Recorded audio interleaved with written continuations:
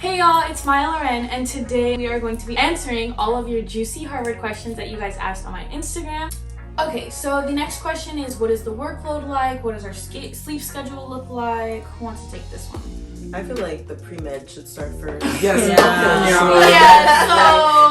I'm concentrating in neuroscience and I'm pre-med, so I get the STEM, the P-sets, the regular deal. But I'm getting a secondary in government, so I get the feel of the social sciences. And I would say, I'm not gonna say like one necessarily has more work, because I feel like it's different skills. Something that Harvard does surprisingly well is usually collaborative. No, it's actually very collaborative. For me, in terms of like workload, I am pre-med, so it is like a different type of work. Like you won't catch me writing papers very often. Like, for me, it's more like P-sets, and for P-sets, you kind of have to go to like office hours to just kind of like check the validity of your work. And so that was time consuming. But like Aziz said, although there will be some nights where you're getting like 3 hours of sleep, there are definitely nights where you can get your full 8 hours of sleep. I will not sugarcoat it to you. Last semester for my life science final, I stayed up till 4 a.m. So there most likely will be days where you do that. You will stay up late at night. I know people, Nora. You have stayed up till 6 a.m. Man, doing papers. Were like 7. She's walking out of Vermont like it's 7 a.m. Like she's walking out of the library, it's morning time. People on her Snap story. She's like, I just finished my paper. There will be all-nighters, and I think you shouldn't be scared of it. Yeah. Because it's just part of the experience. Yeah. It's kind of fun if you're with someone. Yeah. Like me and Nora, and the thing is, like, all the time, like my workload at least, like when I manage my time, it is completely manageable. Yeah. Like you are surrounded by people, but it's like I'm not gonna be able to like walk into a room or like hang out with someone all night without somebody pulling out a laptop or an iPad and like doing work. You know what I mean? You're not really gonna be distracted to like wanna not do your stuff unless unless you just do not have self-control or self-discipline. And that was me and Nora. So like we would end up pulling all-nighters to like finish essays or do readings or something like that, because we both are like humanities. Well, I don't know. I'm humanities. All I do is write and read. And we were pulling some all-nighters, but like I don't know about you, but I know mine was completely avoidable. Like if I had just like did my work during the day, there was no reason for me to be leaving that library at 7:30. I agree. You know what I mean? And we also would be at the library like actually just like messing around. No. Like we would legit not be doing work. Like we would just be loud, just being like shushed. No, we got shushed multiple times. Told us to shut up, right? And like we're actually sick for that. Like, I don't regret any of those nights. I do regret some of them. Because I mean, you know how many nights I was at that library goofing off though. That's a lot of nights to not regret. There are nights I could have gotten more sleep. That's true. But I also, you have to give and take. And I think for me, I was able to do that because I was taking 3 gen eds. And our general education. Keep that in mind. So she was. Let's put this in context. Last semester, she started as a STEM girl. I was thinking I was going to concentrate in environmental. I think I went in thinking I was going to concentrate in environmental engineering, right? And then I signed up for like my physics class. I took Math 21A. Multivariable calc. Multivariable calc with Maya. And then I took like 1 gen ed, and I had to take my XPOS, which is my writing class. That's a very typical schedule. So my physics class, I just did not like my physics class. Like I was just like, I don't want to do it. I was required to like, basically I had to like self-teach myself physics, and I just wasn't here for it. So I dropped it. And I thought, I would still be fine because I had like Math 21A, right? Well, after one of our tests, literally the day before the course deadline, I get an email from the professor, and they're like, so unfortunately you failed. Oh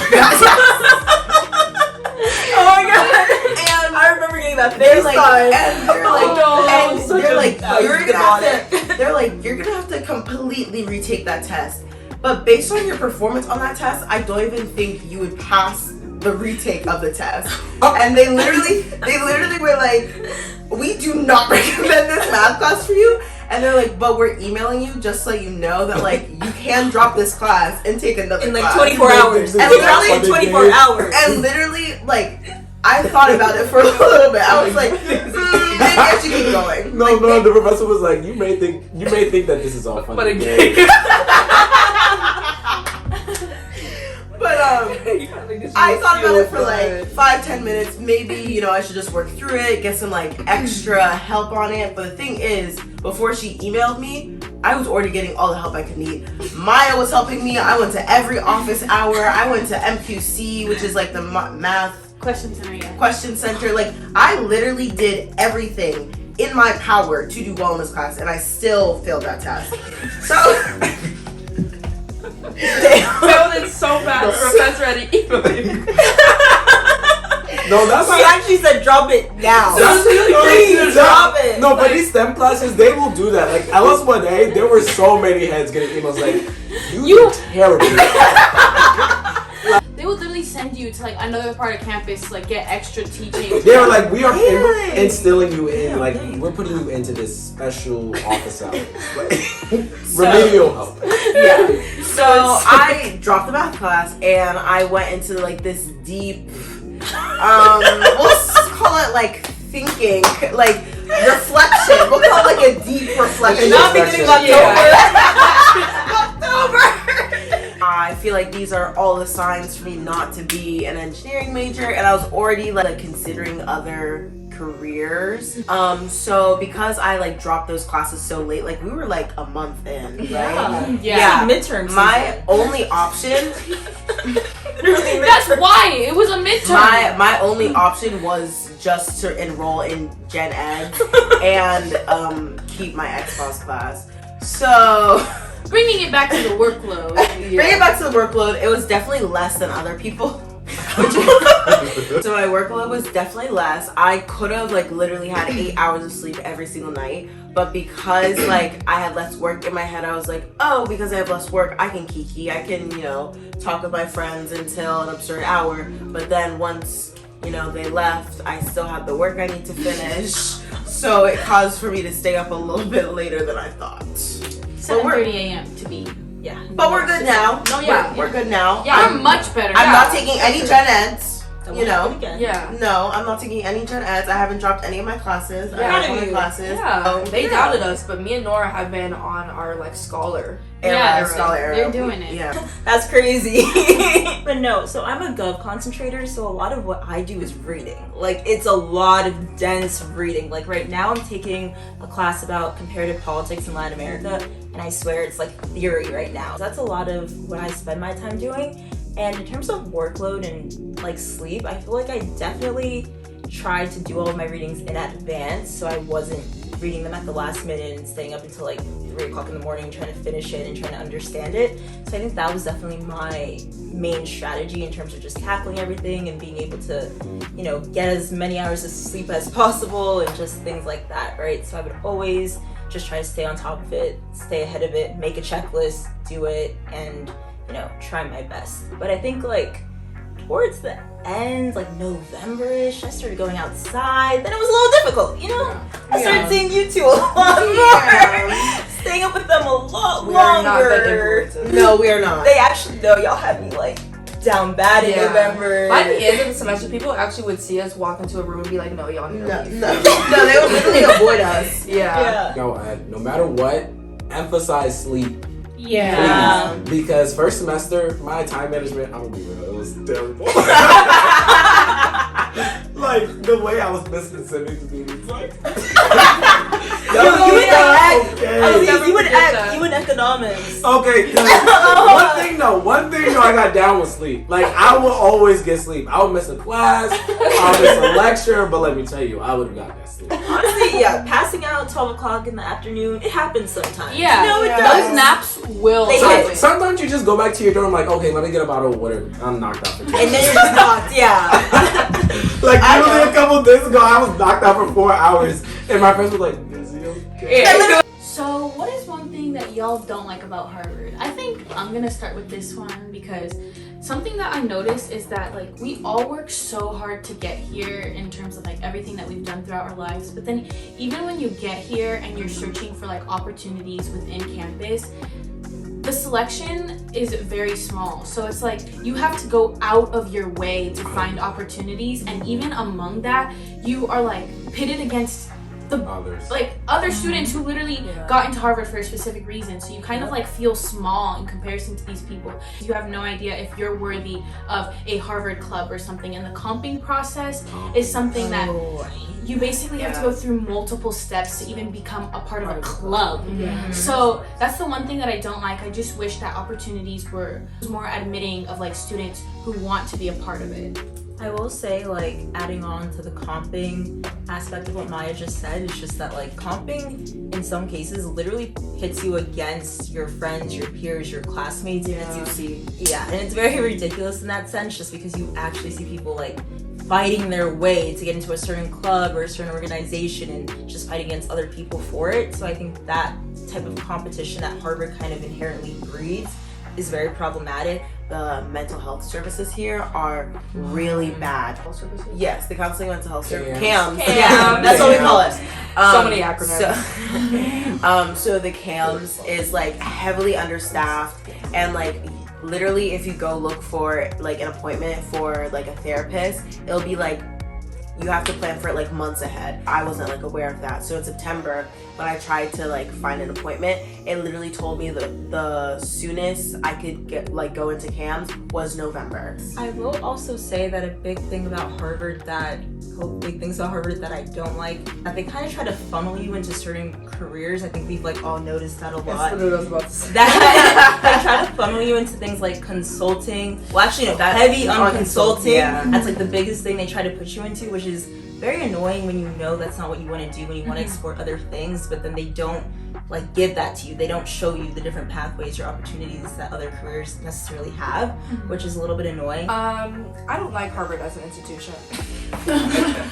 As you should. Yeah. So there's that. Not so like, oh, like I hate Harvard, like I hate my experience here, but I don't like Harvard as an institution. I think it's very old. I think that it is sort of like a microcosm of American society, and all of the issues within America are just highly concentrated within one place. So like there's a really deep history of like white supremacy, patriarchy, capitalism, like any bad ism, colonialism, like all of it started on this probably campus. started here. Like Through Harvard has been slavery, here. it's been through all the wars. Yeah, Harvard has like- been here through every single dark moment in American history. Harvard has been there. And so like that's something to think about, especially because like I'm generation African American, so I'm a descendant of slaves. So am I. Same. So like, and they have like a lot of complicitness with slavery, and they attempt to reckon with that and fail. So I could go on and on about that. Yeah, because the more you learn, the more like angry I get. I was like, dang, like, damn. Moving on to our final question of the video. Basically, how did our first semester go? It was hard. I will definitely say there's nothing that no one could tell me during the summer, during my senior year, that would have prepared me for the first semester. Like, it was hard socially, mentally, physically, academically. Like, it was difficult, and there were definitely days where I was just like, maybe I should transfer. Like, I did have that transfer application open. I regret some moments, I will say that. Charles scream. Shut up. Shut up. We don't need to get into that. We don't get into that. What I will say though is that like I definitely learned a lot about myself. I definitely grew a lot. And I'm definitely like a different person than who I was when I entered into this semester. And that's like something I'm really grateful about. I think with me, it was interesting because if you were to look like paper, like transcript, you'd be like, oh, like you had a great semester. But I think on paper can tell something completely different from what really happened. And I think for me, I didn't anticipate not just adjusting to college coming from New Jersey, but also adjusting from virtual learning to remote learning. Like the way that my productivity just completely changed when I got on campus. And there was a lot of things that I had to learn. And it's okay. Like it's okay that you're going through that process because everybody else is too. So there were moments first semester where I'd be like, damn, like I'm not as productive as I am. I'm over here taking naps. I'm over here missing meetings and having to reschedule. Like it was so bad at one point. However, I think that's part of the experience. I totally agree. I feel like my first semester I wasn't expecting to have such a hard like adjustment as I did. A big part that was like different for me coming to college was that like I'm a really big person where I have a lot of introspection. I like to self-reflect. Like I journal. Like I'm a very in my head person. I'm Pisces. So like I think coming here and being busy and not being able to like figure out who I was or like what I wanted to do made me make a lot of decisions and do things that like I wouldn't have done. Like looking back on it, just because like my sense of self was just like weird, and so like as a result like my mental state was just not the best.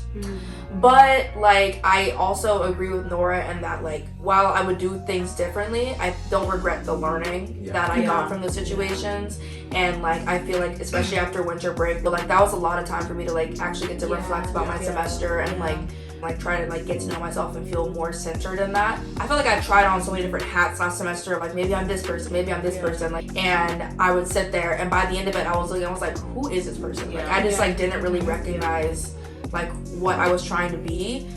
Coming back, I feel like way more centered and like grounded and stuff. I'm grateful for my first semester and everything that I learned, but like the growing pains will get you. First semester was pretty interesting. I think it was difficult in the sense that you're just adjusting to a completely new environment, and it's just filled with people and places that you've never seen or been around with before. So in that respect, it's definitely difficult. And I know for me, I had trouble trying to like find where I quote unquote like fit into like different spaces and things like that. So I think that adjustment was particularly really hard for me. And it definitely took a long time for me to finally feel confident in myself in the spaces that I was in, whether it was like friendships or just like clubs and organizations or just academically. I think that type of learning was really difficult and took a minute, but we're finally there, so I'm definitely grateful for that. One of my, I guess, favorite things about it would definitely be the people. Like these people right here, the Black community. I would have not made it without. They got me through some pretty tough times. My roommates had to shout them out. Like they got me through it, and I definitely like wouldn't have come out the way I did without the people that I was surrounded by. For me, I think that the hardest part of first semester is that I came from an environment where me being myself in terms of like being there for other people and helping other people and constantly being like a crutch that anyone could have on their side was something that I was so used to. And coming into college, I did the same exact thing. But as we kind of mentioned before, like I wish that I would have given myself the opportunity to kind of just like be here for myself, because I kind of neglected myself a lot during the first semester. And I don't regret anything. However, I do feel that it put like a cloud over my first semester because I wasn't here for me in its entirety. I was here for like other people, which is something that I've always done. And so that kind of did affect my first semester. But I feel like now, as we've all said, like having this break was so important for all of us, because it just made me realize what I want out of this next semester in terms of academic goals, social goals, relationship goals. It's just things that I know that I want for myself, and I feel like we've all like changed so much. Like if you were to look at the August us versus the January us, it's like actually different person. I want to meet those unrecognizable. So in terms of that, it was really hard, like just not being here for myself and like learning that it is okay to be a little bit selfish when it comes to like these times. But I also want to say that like first semester, although there were so many changes and I was so away from home, like I don't think I have made as many memories or as close and deep connections as I have. Like these people right here, when I say that they're family, like that is literally an understatement. Like I could come to them for anything, and that's like the one thing that you learn in college is like we're with each other all of the time. Yeah, it's a lot. So it's so much. I think that just goes to show that like so much could happen in one semester, and you kind of have to be okay with that. Because it's a learning curve. As we've said, you have to learn, unlearn, relearn. Overall, I would say that my first semester was just such a period of growth that I'm so grateful for. And I think that we could all very confidently say that this next semester will be so much better. It'll be hours. All of It's gonna be us. hours. All of us. Y'all aren't ready. Like, It's gonna And hit with different. that being said, make sure to like, comment, subscribe, and make sure to let me know any other videos that you guys want to see. We love you all. Bye. Bye.